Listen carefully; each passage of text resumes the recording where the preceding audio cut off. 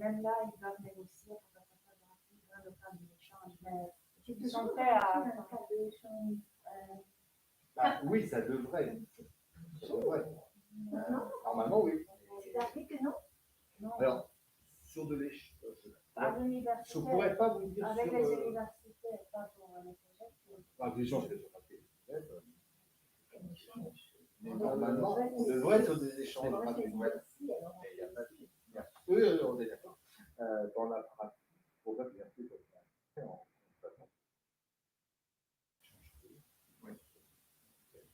et là, les universités sont très, très vigilants sur cette question. Il n'y a pas le même nom de répéter les autres. Ah, C'est ça la raison. Alors, oui, ça pourrait être une des raisons, parce que oui, ça peut être une des raisons, c'est vrai que la réciprocité. Je connais bien. Il y a plus de Français qui vont. Ça, c'est sûr.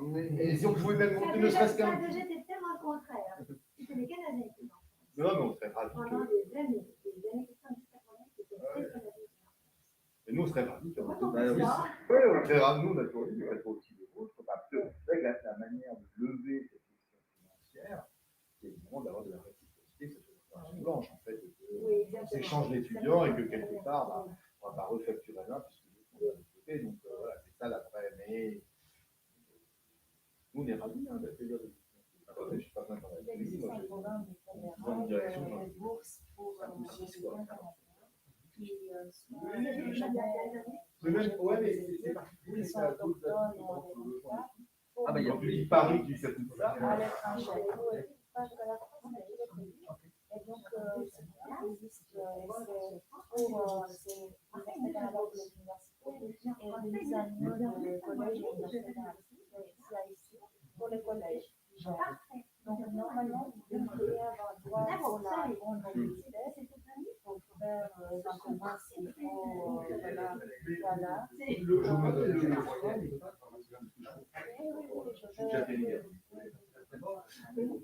Elle connaissait de mes amis, mais la présidente de la direction générale de CIC comme Canada. Et donc, voilà. Je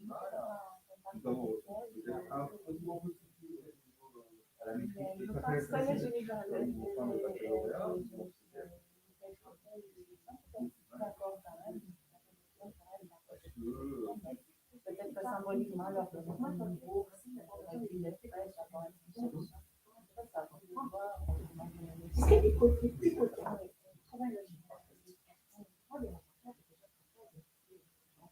Oui, tu peux. Oui, c'est ça pour permettre aux Canadiens de partir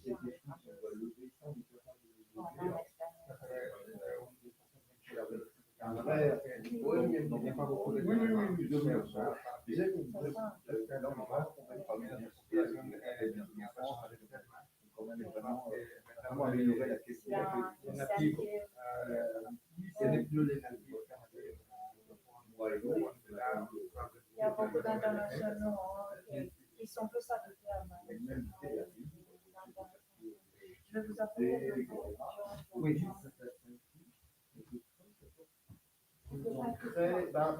Je trouve que la situation économique est très favorable, est compliquée. Ça peut bien changer. Ils vont maintenant en Chine, ils vont aux États-Unis, ils vont. Oui, je pense qu'en plus, on a reculé. Oui, c'est peut-être aussi une question d'intérêt ou de dire que finalement les échanges économiques se font plus avec l'Asie qu'avec la vieille Europe. Oui, mais bon, après, l'Europe est tellement intéressante que.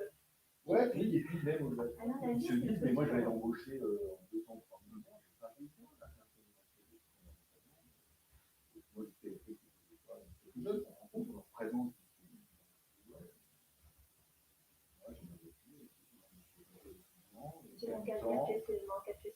C'est ça, et donc, mais moi, de toute façon, pourquoi mettre de l'internet dans mon CV, c'est parce que quand j'ai embauché un 2 minutes.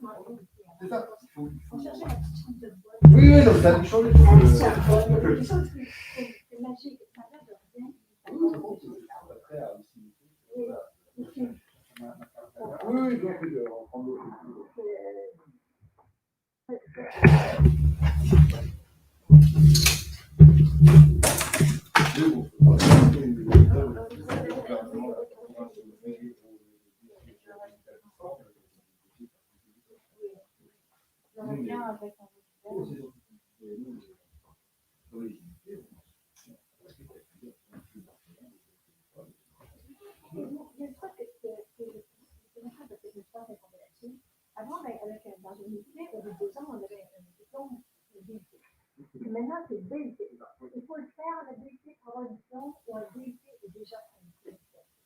expliquer. Alors, on va. Réponse de Normand. Oui, c'est ça, c'est la voix de Normand. Ouais, je veux bien. C'est pas la voix du Normand. Ça va être en fait, ça va être. Ça va être les deux. Ça va être les deux. Dans un premier temps, je pense. On a conçu le diplôme sur la globalité, sur les travaux. La structure, la logique pédagogique est pensée sur les travaux. Et il s'est fait comme on a conçu ça,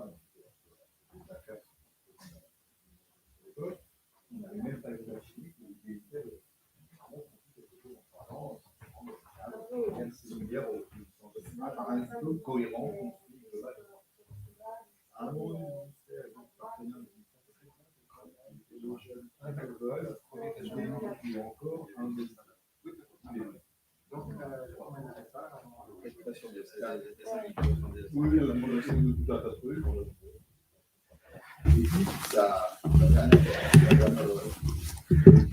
Donc, c'est ça ici pour avancer, reculer. Ok. Tu m'as dit quand on commence? On peut commencer maintenant. Ok, parfait.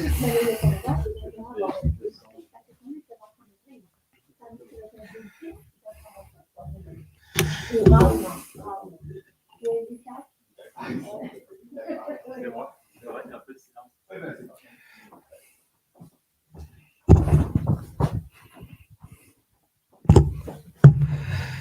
On est prêt? Parfait.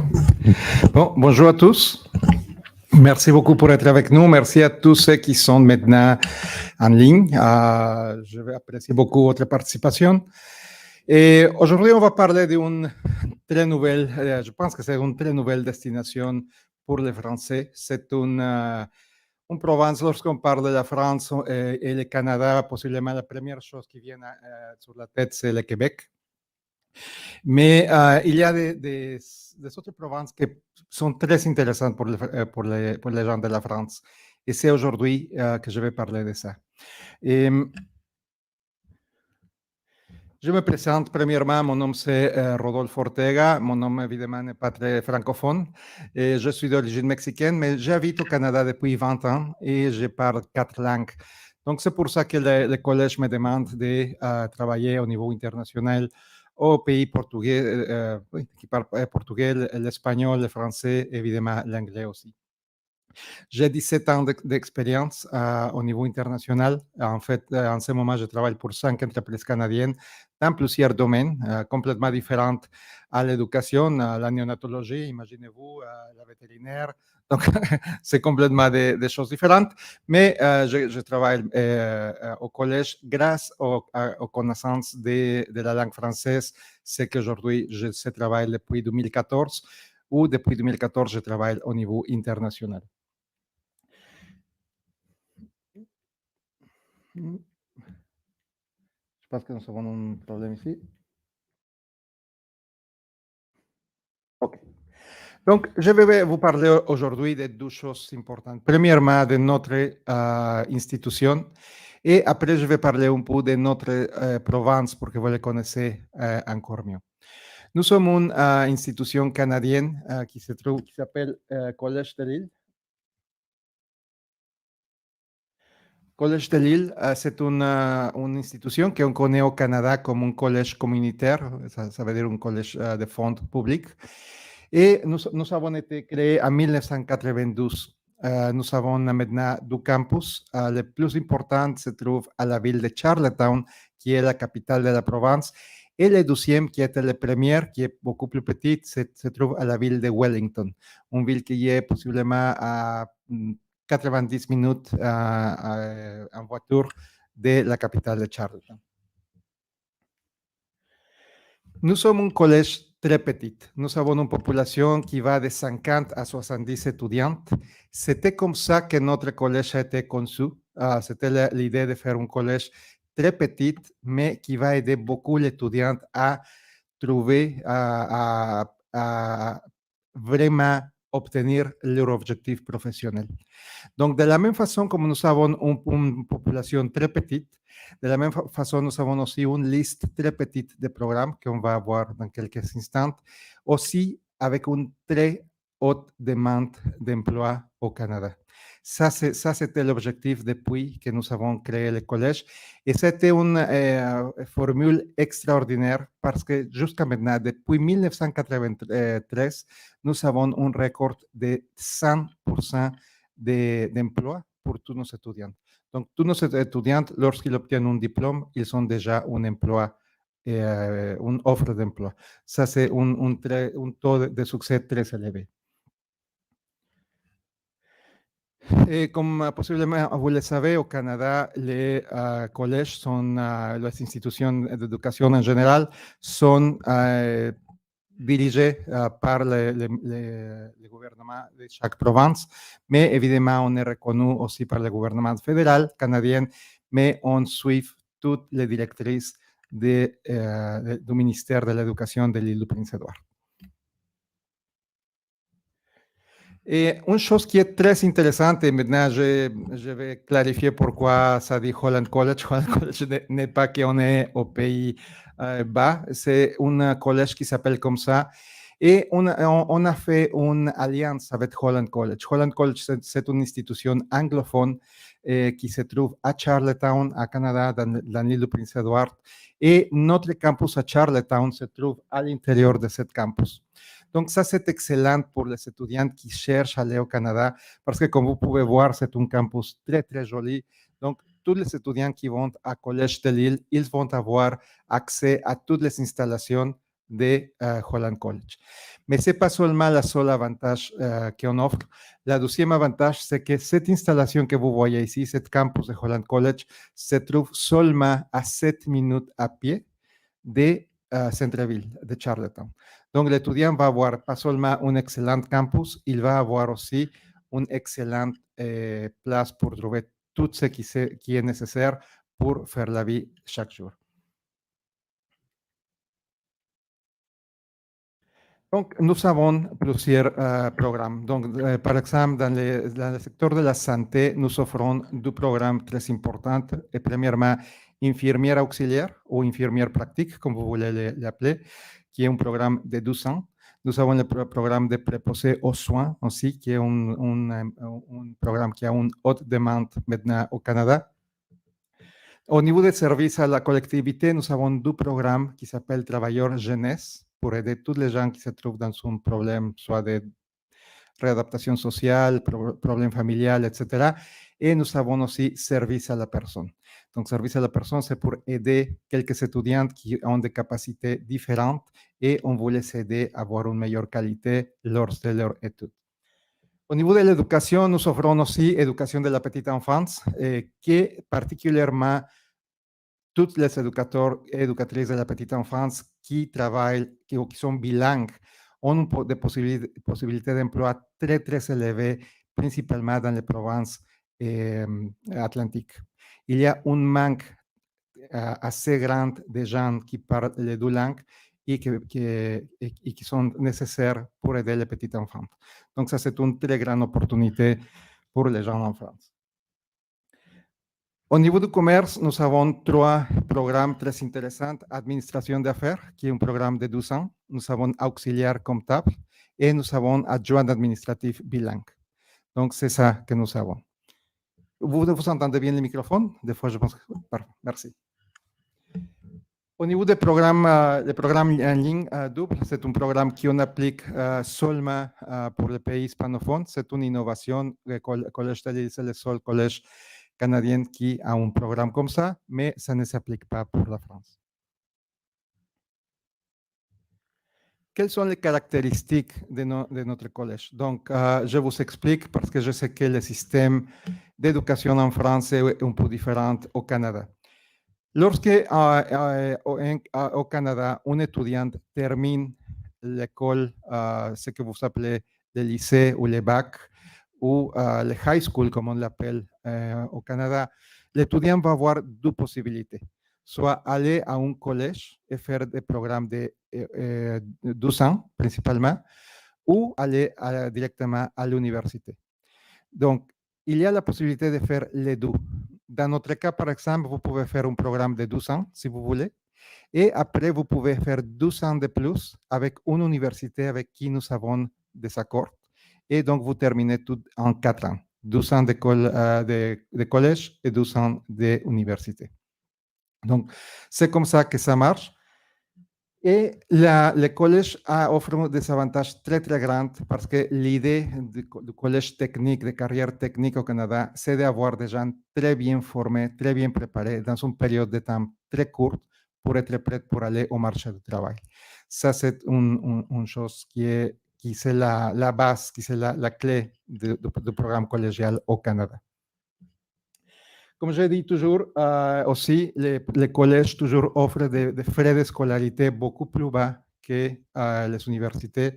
Et en particulier, nos frais de scolarité sont très compétitifs, très abordables. Nous avons environ entre 30 et 40% moins cher que la moyenne canadienne. Donc, c'est vraiment un collège qui offre beaucoup d'avantages dans ces sortes de choses.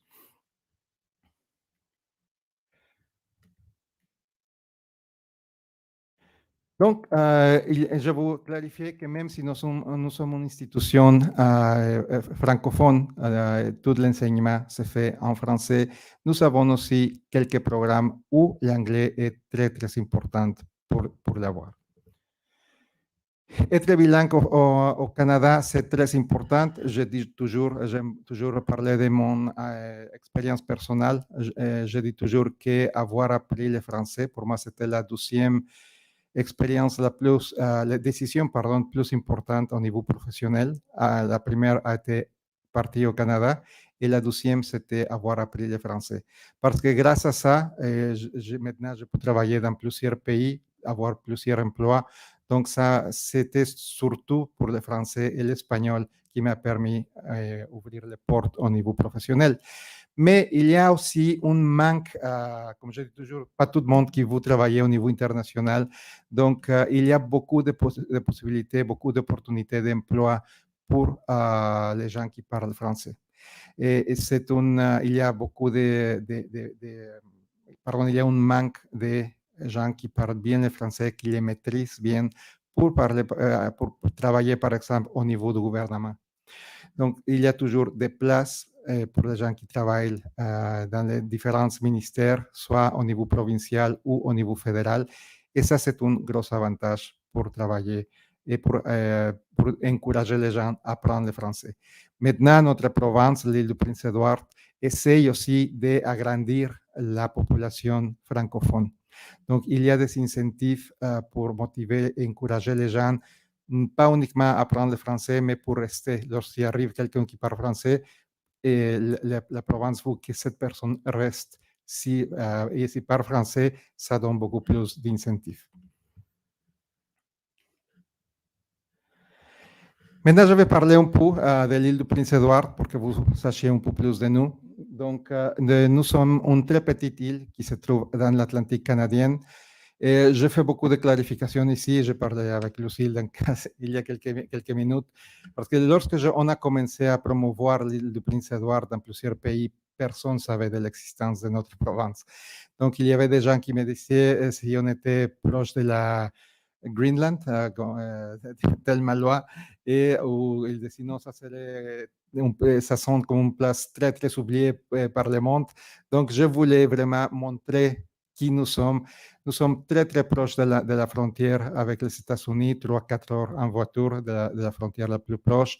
Nous sommes à seulement 1 heure de vol de Montréal.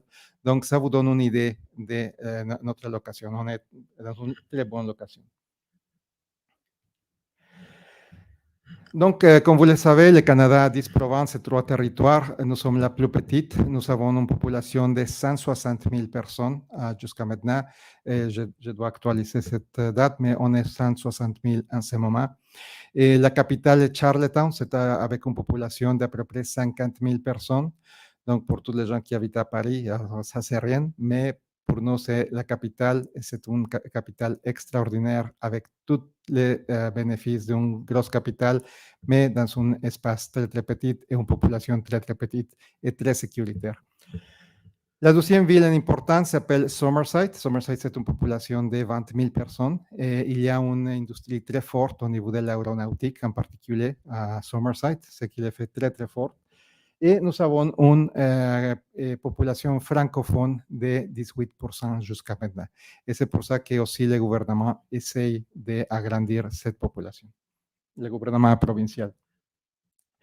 Nous sommes très, très bien connus pour les paysages. En fait, on appelle la province verte parce que n'importe où vous allez trouver de très beaux paysages très proches de chacune de nos villes.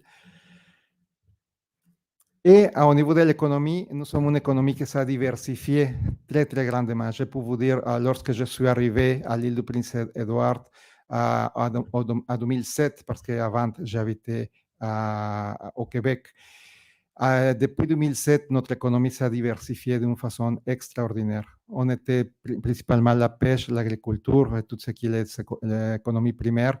Maintenant, on est beaucoup plus dans le secteur touristique, les services, l'aéronautique, la biotechnologie, le développement des logiciels. Donc, c'est une économie qui s'est diversifiée et maintenant, on a une population qui a grandi incroyablement. Juste pour vous donner une idée, en 2007, on était 134 000 personnes. Maintenant, nous sommes 160 000. Donc, vraiment, il y a une explosion de gens qui ont voulu vivre et commencer leur vie avec nous. Le salaire minimum, et j'aime beaucoup parler de ça ici pour une raison très importante. Lorsque vous partez au Canada comme étudiante, vous allez avoir un permis d'études. Ce permis d'études vous permet de travailler 20 heures par semaine. Donc, évidemment, le premier travail que vous allez avoir comme étudiante, c'est un travail pas d'une grande chose, mais dans un hôtel, un restaurant, etc., pour vous aider dans toutes les dépenses que vous avez comme étudiante. Donc, le salaire minimum à l'île du Prince-Édouard est très compétitif. C'est dans les rangs de $13 l'heure. Donc, ça va vous permettre d'avoir assez d'argent chaque mois pour payer une petite chambre ou pour payer la nourriture chaque mois. Et évidemment, ça c'est une grande aide, une grosse aide si vous n'avez pas beaucoup d'argent et vous voulez vous aider à survivre pendant que vous faites vos études. Le climat, bon, ici, on a répété les salaires. Le climat au Canada, comme tout l'Est canadien, est les extrêmes absolus. Dans l'île du Prince-Édouard, par exemple, pendant l'été, vous allez avoir entre 30, même des fois 35 degrés. Vous allez avoir beaucoup de gens dans la plage. C'est extraordinaire. Mais l'hiver, vous allez avoir entre -5, -10 degrés. Vous allez avoir la neige. Mais jusqu'à maintenant, jamais on a perdu un étudiant pour le climat, jamais. Et même nous avons beaucoup de gens de l'Amérique latine, nous avons beaucoup de gens de l'Afrique, des gens des pays des Caraïbes, et qui sont très habitués à la chaleur, mais ils s'adaptent très, très bien à notre province et à notre climat. Donc, l'Atlantique canadien est très important, l'île du Prince-Édouard. Beaucoup de gens me demandent pourquoi nous sommes une province, si nous sommes une très, très petite île. J'explique toujours qu'au niveau historique, nous avons une relevance très importante. C'est là où le pays a été conçu, c'est là où l'acte de la Confédération a été dessiné, a été conçu, et c'est comme ça que le pays, le Canada, est né d'une façon importante. Comme je dis toujours, c'est une place au niveau de qualité de vie, et ça c'est une question personnelle que je dis toujours, c'est une place très unique partout au monde. J'ai déjà travaillé dans 40 pays au monde. Je peux vous dire que l'île du Prince-Édouard, c'est unique, même à l'intérieur du Canada, parce que c'est une place où vous allez avoir absolument toutes les choses qui sont nécessaires pour avoir une très bonne qualité de vie dans un espace très sécuritaire, un gouvernement qui travaille très, très bien, qui est très, très efficace, et ça fait une place magnifique, très prospère, avec beaucoup d'avenir. Au niveau d'infrastructure, et encore, j'ai beaucoup remarqué ça parce qu'il y a des gens qui me disaient qu'on était très éloignés ou qu'on n'avait pas beaucoup d'infrastructures. Nous avons le pont de la Confédération que vous voyez à l'écran. C'est 13 km bâtis sur la mer. C'est une merveille de l'ingénierie et ça nous connecte avec la province de Nouveau-Brunswick. c'est 13 km, comme j'ai dit. Nous avons un aéroport international qui nous connecte avec les villes les plus importantes du Canada, quelques villes aux États-Unis et dans quelques saisons, nous connecte avec quelques places dans l'Amérique du Sud. Et nous avons aussi les ferries qui nous connectent avec la province de la Nouvelle-Écosse. Donc, on est très bien connectés et comme j'ai dit au début, nous sommes à 3-4 heures en voiture de la frontière avec les États-Unis et nous sommes seulement à 1 heure de vol de Montréal et 12 heures de vol de Toronto. Si vous savez Netflix, il y a une série de télévision qui s'appelle Anne with E et vous pouvez la regarder. Ça a été filmé entièrement à l'île du Prince-Édouard et ça va vous aider pour mieux voir les paysages, le climat, tout ce que nous avons là-bas. C'est une série de télévision très, très jolie et je vous encourage à la regarder pour voir encore mieux de notre province. Donc, c'est une combinaison parfaite si vous voulez avoir une éducation de qualité et en même temps avoir une très haute qualité de vie. C'est une place extraordinaire. Je mets un petit cadeau pour tous ceux qui sont participés ici, mais pour ceux qui sont en ligne, je vais vous faire parvenir un petit e-book avec des photos qu'on a fait avec des photos de notre province. Donc, je vais vous faire parvenir tout ça par nos amis de l'ambassade canadienne. Donc, nous avons 4 modalités d'études. La première modalité, c'est la plus importante pour les gens francophones, parce que c'est pour les gens qui parlent déjà le français. Donc, la seule chose qu'il faut faire, c'est tout simplement se registrer avec nous, s'inscrire avec nous et suivre le processus. Donc, nous allons vous aider et c'est tout que vous devez faire pour vous. Les autres modalités sont beaucoup plus pour les gens qui ne parlent pas le français, mais qui sont intéressés à continuer leur études en français. Donc, on les prépare la première année dans la langue, une immersion en français, et après, ils commencent leur programme d'études avec nous. Quelles sont les étapes pour s'inscrire avec nous? Principalement, c'est suivre toutes les directrices de notre site Internet. Ici, ça s'applique beaucoup plus pour les pays où il y a un agent d'éducation, ça veut dire des agents qui font le travail pour nous dans chaque pays. Donc, il ne faut pas vraiment suivre les choses comme ça a été décrit ici. Mais en général, c'est tout simplement de vous inscrire dans notre site Internet. Et de cette façon, vous pouvez commencer votre processus. Tous nos programmes d'études sont environ $8,500 canadiens. Ça, c'est les frais de scolarité par toute l'année scolaire. Maintenant, on essaye de faire quelque chose pour la France et maintenant, on est en discussion avec plusieurs personnes ici pour voir comment on peut le faire plus intéressant pour les gens en France. Mais même avec ces frais de scolarité, c'est très, très abordable. Et surtout, il y a une possibilité très grande de travailler dans un environnement anglophone en même temps que vous apprenez, faites vos études en français. Et je pense que ça, c'est une opportunité excellente. Une autre chose qui est très encourageante pour vous, c'est le fait de pouvoir travailler tandis que vous faites vos études, mais aussi d'avoir un permis de travail lorsque vous terminez vos études. Donc, avoir l'expérience professionnelle de travailler au Canada dans votre domaine, ça c'est une opportunité extraordinaire et le faire dans les 2 langues aussi, ça c'est une grande opportunité pour vous. Les documents que nous avons besoin pour chacun de nos programmes, comme vous pouvez voir ici, pour les 100% de tous nos programmes, ce que nous demandons, c'est toujours les certificat de fin d'études secondaires. Je pense que vous l'appelez ici post-bac ou le fin de baccalauréat. Oui, c'est ça, le fin de baccalauréat. Et un extrait de casier judiciaire vierge, juste pour savoir que tout est bien avec vous. Pour ceux qui vont à préposés aux soins ou infirmière auxiliaire, il faut avoir aussi un examen médical et quelques vaccinations.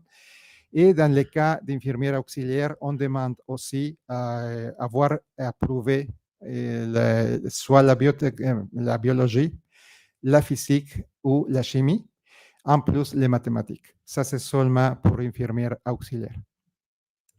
Les trois programmes dont l'anglais c'est nécessaire, sont trois. Préposé aux soins, infirmière auxiliaire et auxiliaire, adjoint administratif bilingue. Dans ce cas, vous devez présenter ou prouver que vous avez le niveau B2 en anglais pour être accepté dans ces trois programmes.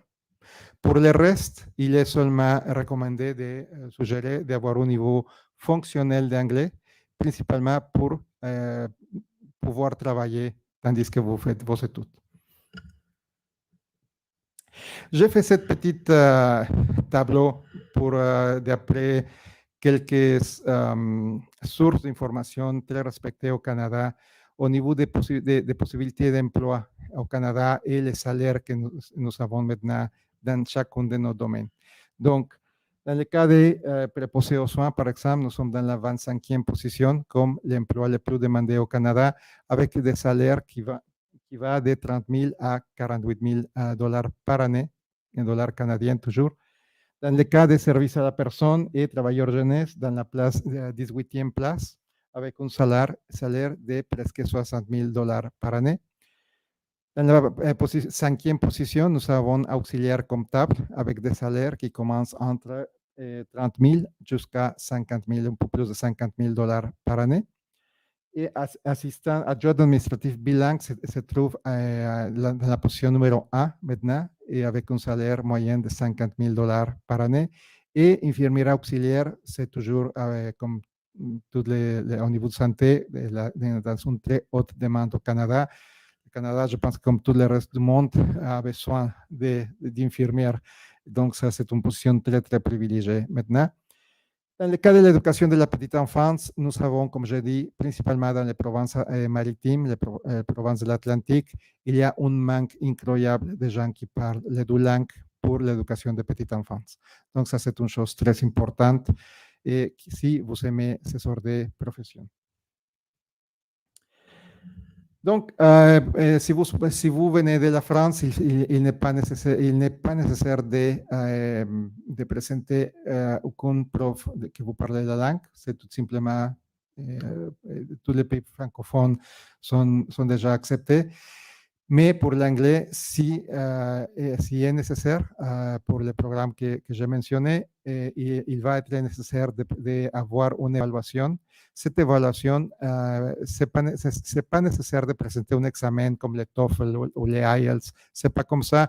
C'est tout simplement d'aller à une école bien respectée et évaluer et demander d'être évalué pour savoir que vous avez le niveau B2.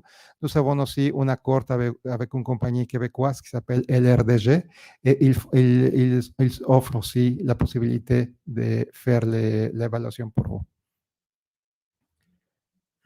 Si jamais vous êtes quelqu'un intéressé à partir avec votre famille, nous avons une population d'étudiants assez grande qui partent avec leur famille, spécialement des personnes qui viennent de se marier ou qui ont des petites enfants. Donc, nous avons l'éducation gratuite et toujours la personne qui accompagne l'étudiante va avoir un permis de travail à temps plein. Donc, ce sont des avantages qui ont permis à plusieurs familles qui sont maintenant avec nous de pouvoir amener leur famille tandis qu'ils font leur étude avec nous. Comme je dis toujours, il y a un taux d'emploi de 100% et ça, c'est pour deux raisons très importantes. La première, c'est pour le français, parce que comme je dis toujours, il y a un manque de gens qui parlent français à l'île de Prince-Édouard et bien formés aussi. Et la deuxième, c'est pour les stages que nous obtenons pour nos étudiants. Donc, toutes les pratiques que vous faites avec nous sont dans des places qu'on trouve pour vous, soit dans le gouvernement provincial, les NGO ou les entreprises. Et ces sortes de gens sont ceux qui cherchent à vous engager lorsque vous terminez vos études. C'est pour ça que le taux de succès avec nous, c'est vraiment élevé. Bon, c'est 100%. Donc, comme vous pouvez voir, c'est une présentation très petite. Je voulais tout simplement vous montrer les capacités les plus importantes. Maintenant, je pense que Madame Leroux Lucille va parler un peu au sujet des permis d'études. Et je vais vous donner, si vous voulez, je peux vous laisser aussi toutes mes coordonnées. Donc, si vous voulez faire contact avec moi, ça me ferait plaisir pour vous guider dans tout votre processus et s'inscrire avec nous. OK, après que Lucille parle, on va avoir les quelques questions et je serai content de répondre. Merci.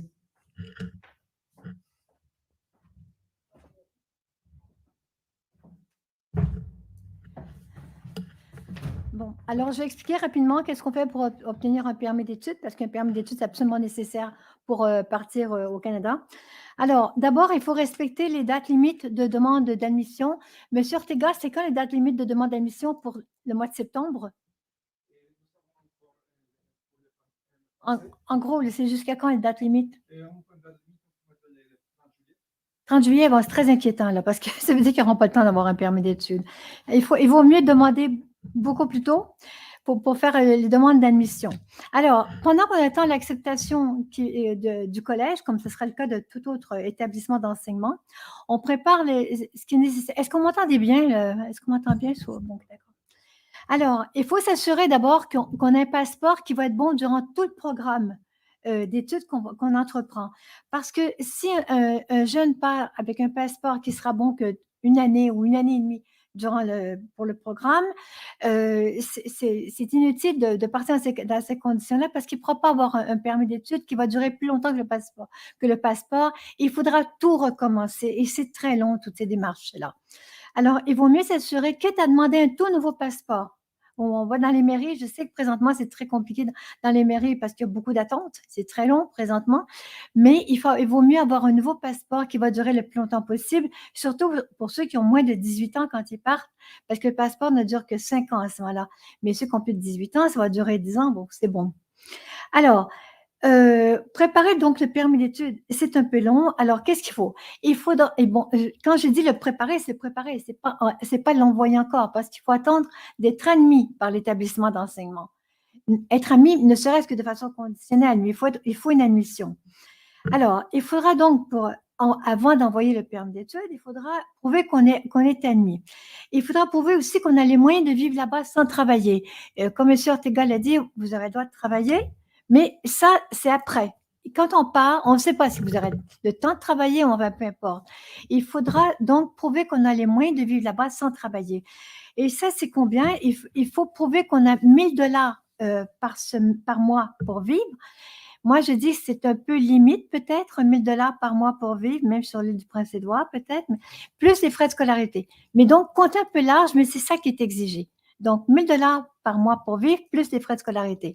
Alors, comment ça se prouve? C'est soit les parents qui envoient des papiers qui prouvent qu'ils gagnent suffisamment pour envoyer de l'argent régulièrement à leur fils ou à leur fille pour que ça couvre toutes ces dépenses-là. Soit si c'est le jeune, ça peut être qu'il bloque de l'argent pour une année. Donc, on ne va pas demander pour les 3 ans ou je ne sais pas quoi là-bas. Donc, pour une année, 1 000 $ par mois, plus les frais de scolarité, puis compter un petit peu large. À ce moment-là, ça ira. Ensuite, ça peut être un emprunt qu'il a fait à la banque, mais il faut avoir obtenu l'emprunt. Il ne faut pas dire « j'ai fait un prêt à la banque », ça ne suffit pas. Il faut l'avoir obtenu. Et puis, à ce moment-là, ça va. Vous remplissez le formulaire de demande de permis d'études et dès que vous avez l'acceptation de l'établissement, vous l'envoyez, c'est en ligne et c'est long. Bon, pour l'avoir, il y a aussi autre chose, il y a la biométrie.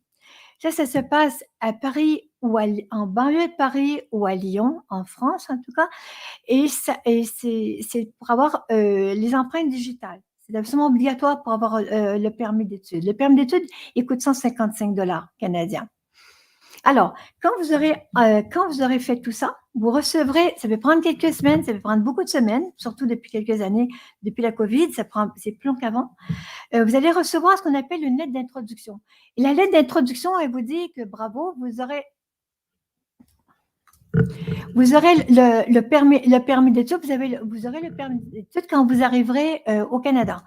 Donc, cette lettre d'introduction, elle va vous arriver par courriel. Elle n'arrivera pas par la poste. Uniquement par courriel, vous l'imprimez ou vous la portez avec vous. Et cette lettre d'introduction va contenir quelque chose d'autre qui est extrêmement important. C'est l'autorisation de voyage électronique. Ça, c'est pour les Français, les Italiens, enfin les gens d'Europe de l'Ouest en général. L'autorisation de voyage électronique est nécessaire pour aller vivre et étudier, enfin, passer quelques temps au Canada, même en touriste. Par exemple, si les parents accompagnent le jeune, les parents auront besoin d'une AVE pour mettre le pied au Canada. Les étudiants, eux, ils auront aussi l'AVE, mais elle sera comprise dans le permis d'études. Et si l'étudiant vient d'un pays d'Amérique du Sud, d'Afrique, d'Asie ou d'Europe de l'Est, il faudra autre chose que l'AVE. Il ne faudra pas l'AVE du tout, il faudra une autre chose. C'est le visa de résident temporaire ou visa de visiteur. Ça se demande de la même façon quand on demande le permis d'études. Et tout ça, donc, ce sera dans la lettre d'introduction. Et si jamais, est-ce que vous avez de l'alternance coop, des choses comme ça dans vos programmes? Non, bon.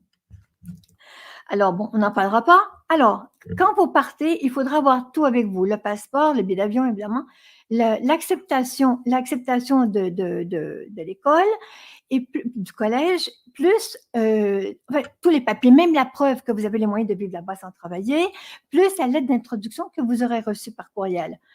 Parce que c'est le douanier qui décide de vous faire entrer. Ça peut paraître sévère, mais c'est ça. Alors, c'est le douanier qui va regarder si vous avez tout en main. Et là, il vous laisse entrer. Il faut faire très attention avec les douaniers, c'est-à-dire qu'il ne faut jamais essayer d'entrer en visiteur. Il a toutes les informations sur vous et c'est déjà que vous avez fait une demande d'admission dans un collège et si vous êtes en attente de permis d'études, si vous n'avez pas tout avec vous et que vous dites que vous êtes visiteur, vous êtes renvoyé immédiatement en France ou chez vous en tout cas. Ça, c'est certain, ça se passe chaque année avec des Français. Désolé, mais c'est comme ça. Ensuite, puis si on m'a douanier, je suis désolée, mais on est chassé du pays pour 3 ans. C'est lourd, mais c'est ainsi. Alors, autrement dit, ayez tout avec vous. Maintenant, le droit au travail, quand on a le permis d'études. Avec le permis d'études, vous aurez le droit de travailler, comme m'a dit M. Ortega, 20 heures par semaine pendant les mois, que ce soit sur le campus du collège ou à l'extérieur. Donc, 20 heures par semaine pendant les mois de scolarité et à temps plein durant les vacances. Noël, Pâques, l'été. Vous pouvez travailler à temps plein. Je reviens à l'histoire des couples. Si quelqu'un part en couple, la seule chose que j'ajouterais à ce que M. Ortega a dit, c'est que si deux personnes partent en couple, il faudra soit être marié même depuis très peu, soit prouver qu'on est en couple depuis au moins une année. À ce moment-là, il y en a un qui a un permis d'études et l'autre aura un permis de travail ouvert à condition de l'avoir demandé. Il faut le demander en même temps que l'autre demande le permis d'études. Ensuite, le permis de travail post-diplôme, c'est ce qui permet de travailler dès que vous avez le diplôme. Il faut juste le demander à temps quand on a encore le permis d'études dans les mains. Il ne faut pas attendre que tout ça soit passé. Il ne faut pas perdre de temps. Et ce permis de travail post-diplôme-là vous autorise à travailler soit 1 an, soit 2 ans, selon le nombre d'années où vous aurez étudié là-bas. Si vous avez fait un certificat d'1 année, puis après un programme de collège de 2 années, ça vous fait 3 années. Là, vous aurez le droit de travailler jusqu'à 3 années. Mais si vous avez fait juste un certificat d'1 année, bien, ça vous aura droit à 1 année. Et pendant ce temps-là, eh bien, vous pouvez demander l'immigration si ça vous intéresse d'immigrer là-bas. C'est long, l'immigration, ça se fait pas en 3 semaines. Alors, il vaut mieux demander dès que vous avez un travail post-diplôme, commencez les démarches. Vous n'avez rien à perdre de toute façon, ça peut être que bien. Et puis, une dernière chose, parce qui n'a rien à voir, c'est le permis de conduire. Si vous voulez conduire au Canada et que vous avez le permis de conduire français, ça va servir pas longtemps. Il vaut mieux avoir en plus le permis de conduire international. Et sinon, vous n'avez pas de permis de conduire du tout, mais passez-le là-bas. C'est beaucoup moins coûteux qu'en France. Et quand vous viendrez en France, vous le ferez reconnaître par la préfecture de police ou le ferez reconnaître là-bas par un consulat français, peu importe. Voilà. Est-ce qu'il y a des questions, que ce soit sur le permis d'études, le permis de travail ou sur les programmes au collège? Est-ce qu'il y a un système de questions ou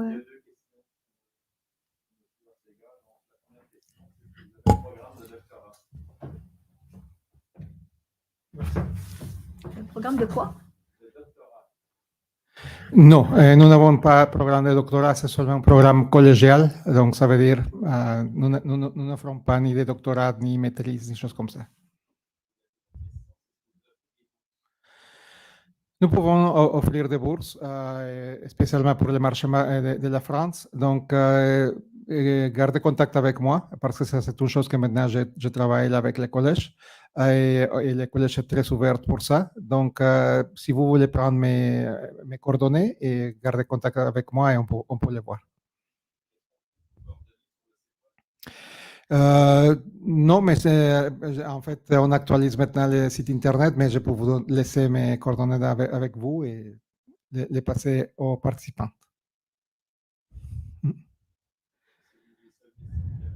Parfait.